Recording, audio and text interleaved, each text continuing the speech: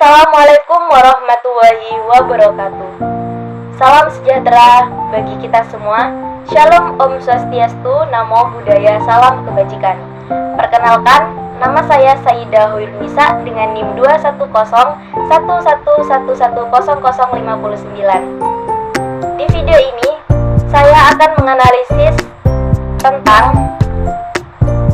pernyataan bahwa Kementerian Keuangan berwenang dan bertanggung jawab atas pengelolaan aset dan kewajiban negara secara nasional, sementara kementerian negara atau lembaga berwenang dan bertanggung jawab atas penyelenggaraan pemerintah sesuai dengan tugas dan fungsi masing-masing.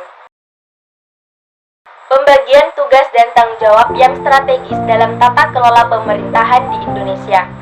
Yang pertama, tugas dan tanggung jawab Kementerian Keuangan, yaitu mengelola aset dan kewajiban negara. Kementerian Keuangan bertugas mengelola aset yaitu kekayaan negara, barang milik negara, kewajiban utang, dan liabilitas fiskal dalam konteks makro dan strategis untuk memastikan 1. Keberlanjutan fiskal yaitu mengelola utang negara agar tidak membebani ekonomi. Yang kedua, efisiensi aset yaitu memastikan aset negara digunakan sesuai kebutuhan pembangunan. 3. Peran sentral. Kementerian Keuangan bertindak sebagai pengelola utama untuk menciptakan kebijakan yang seragam, efisien, dan terintegrasi di semua sektor pemerintahan. Dan yang keempat, kerangka hukum dan pengawasan yang mana Kementerian Keuangan bertanggung jawab memastikan bahwa seluruh kementerian atau lembaga mematuhi peraturan pengelolaan keuangan dan aset negara. Yang kedua, kementerian atau lembaga. Kementerian atau lembaga memiliki tugas dan tanggung jawab sebagai penyelenggaraan pemerintahan, yaitu fokus pada fungsi spesifik. Kementerian atau lembaga menjalankan tugas operasional sesuai bidang masing-masing, seperti 1. Kementerian Pendidikan dan Kebudayaan, yang bertanggung jawab atas pendidikan nasional. Yang kedua, Kementerian Pekerjaan Umum dan Perumahan Rakyat, yang bertanggung jawab atas pembangunan infrastruktur. Yang ketiga, pengelolaan mandiri.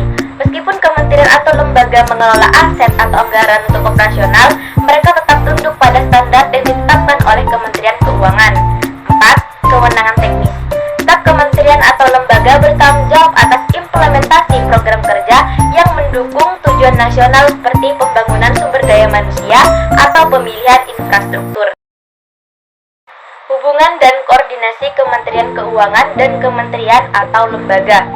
Yang pertama, kolaborasi. Kementerian Keuangan dan kementerian atau lembaga harus saling berkoordinasi untuk mencapai tujuan bersama.